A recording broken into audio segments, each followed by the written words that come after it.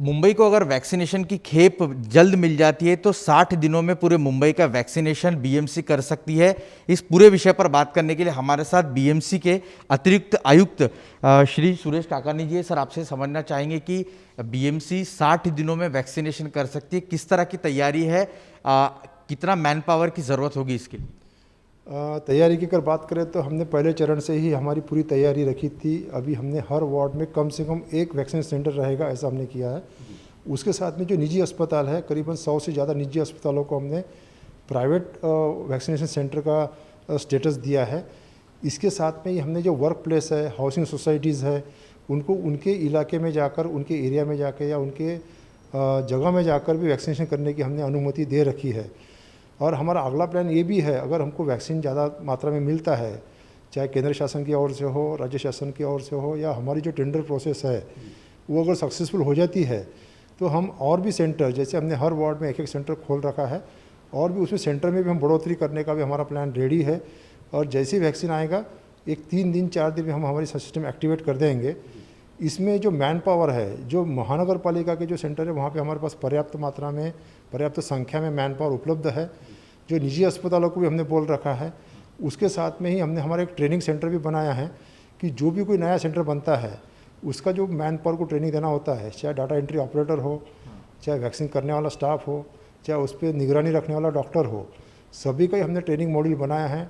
हमारे ट्रेनर तैयार है, और उनको भी ट्रेनिंग देने के बाद में जब वैक्सीन अगर बड़ी मात्रा में मिलता है तो ज़्यादा से ज़्यादा लोगों को हम एक साथ में वैक्सीनेशन प्रोसेस में सम्मिलित कर सकेंगे, उनको वैक्सीनेट कर सकेंगे। और जितनी जल्दी से उनको पहला डोज जो देना है वो भी हम देने की हमारी पूरी तैयारी है। सर, इसके लिए खर्चा कितना आ सकता है, कि कोई अनुमान आप लोगों का होगा? क्योंकि ये एक छोटी प्रोसेस नहीं है, काफ़ी बड़ी प्रोसेस है, तो कितना खर्चा इसके लिए अनुमानित किया गया है?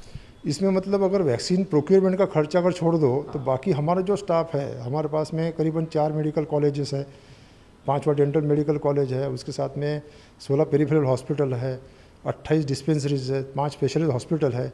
और हमने जो टेम्पररी तौर पर जो स्टाफ भी रिक्रूटमेंट करने की हमने प्रोसेस सेट कर रखी है, और उनको अधिकार भी हमने जो फील्ड ऑफिसर्स है उनको दे रखा है। तो जैसे जैसे ज़रूरत रहेगी उनसे हम मतलब उसमें जो हमने उनका मानधन क्या रहेगा, उनका मुआवजा क्या रहेगा, ये भी हमने तय कर दिया है। इसके साथ में हमने जो NGOs है जो सपोर्ट करना चाहते हैं वैक्सीनेशन के लिए, उनकी ओर से भी हमको स्टाफ आएगा, तो उसका खर्चा महानगर पालिका पे नहीं आएगा।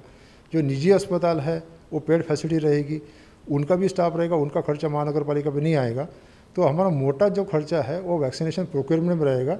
वैक्सीनेशन देने में हमारा खर्चा जो बहुत सा जो बर्डन है, हमारी जो अंतर्गत व्यवस्था है वो उठा लेगी, और उसके बाद में जो थोड़ा बहुत लगेगा। अनुमानित अगर आप बता सके तो मोटा मोटी कितना बाहर का खर्चा है, वैक्सीन खरीदने के बाद का जो खर्चा है वो अनुमानित कितना हो सकता है? वैसे 1 यूनिट के पीछे अगर आप देखे हो तो 1 यूनिट में 5 लोग लगते हैं। 2 नर्सेस लगती है जो वैक्सीन करती है, जो सपोर्ट स्टाफ लगता है, एक सिक्योरिटी वाला लगता है, और ध्यान रखने के लिए एक डॉक्टर लगता है उस पर।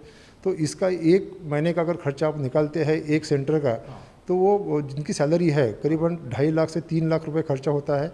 उसके साथ में जो कोल्ड स्टोरेज है, जो हमारा रेफ्रिजरेटर है जिसमें वैक्सीन हम स्टोर करते हैं, जिसको आयदार हम कहते हैं, और वहाँ की सुरक्षा है, वहाँ का बिजली का खर्चा है, रखरखाव का खर्चा है। तो एक सेंटर के पीछे 5 लाख हमको हर महीने का खर्च आता है। अभी आज हमारे 227 सेंटर से भी ज़्यादा सेंटर हमारे चालू है, और ये संख्या बढ़ती है तो उस गुना में वो खर्चा बढ़ेगा। और उसमें हमारा प्रयास यही है कि जल्दी से जल्दी लोगों तक हम वैक्सीन पहुँचाएँ, ताकि लोग ये जो आने वाली तीसरी वेव है उसके पहले अगर काफ़ी लोगों को वैक्सीन हो जाए तो हमको वो धोखा हमारा कम रहेगा, और उस पर हमारा मतलब पेशेंट एडमिट करने का भी नौबत बहुत कम आएगी। इसलिए हम खर्चे का इतना हम ज़्यादा सोचते नहीं हैं।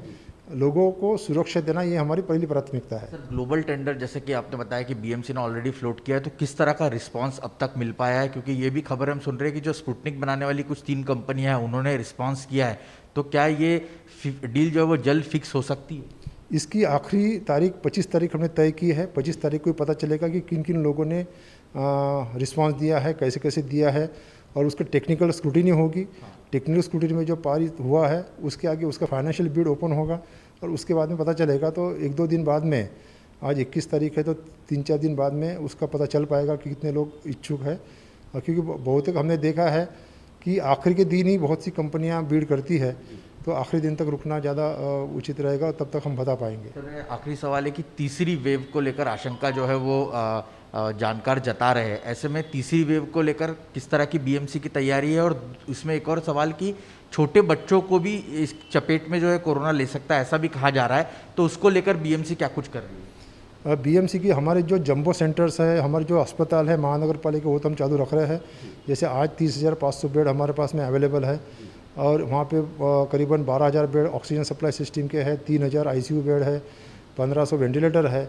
लेकिन हम यहाँ रुके नहीं हैं, हम और 4 अस्पताल और बना रहे हैं, जो फील्ड हॉस्पिटल या जंबो हॉस्पिटल हम कह सकते हैं उसको। तो यहाँ पे करीबन 5,500 बेड रहेंगे। 5,500 बेड में करीबन 70% बेड जो रहेंगे ऑक्सीजन सप्लाई सिस्टम से युक्त रहेंगे। ऑक्सीजन सप्लाई की परमानेंट व्यवस्था वहाँ रहेगी और उसके साथ में 10% से 15%, 10 से 15% वहाँ पे आईसीयू बेड भी रहेंगे, ताकि कोई अगर इमरजेंसी में आ जाए तो उसको आईसीयू बेड देते आएगा। और हर वार्ड में, हर जंबो फैसिलिटी में एक पीडियाट्रिक वार्ड रहेगा, जो 200 से 250 के बेड के आसपास रहेगा। शुरुआत हम 25 से 50 बेड से करेंगे और जैसे जैसे पेशेंट बढ़ते जाएंगे वैसे वैसे बेड की संख्या भी बढ़ाते रहेंगे। और पीडियाट्रिक के लिए हमने एक टास्क फोर्स भी गठित किया है। वो टास्क फोर्स ने हमको कुछ सूचनाएं भी दी है कि कैसी कैसी व्यवस्था होनी चाहिए, और उस सूचनाओं का भी हम अमल कर रहे हैं।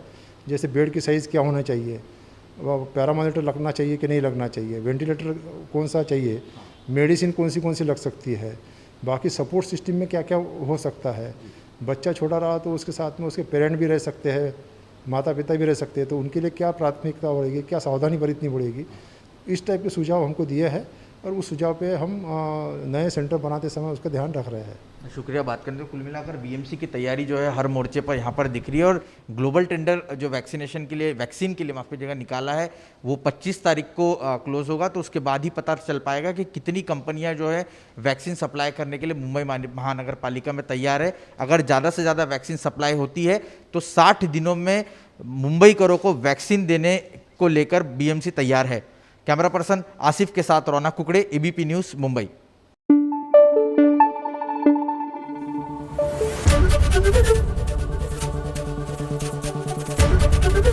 एबीपी न्यूज़ आपको रखे आगे।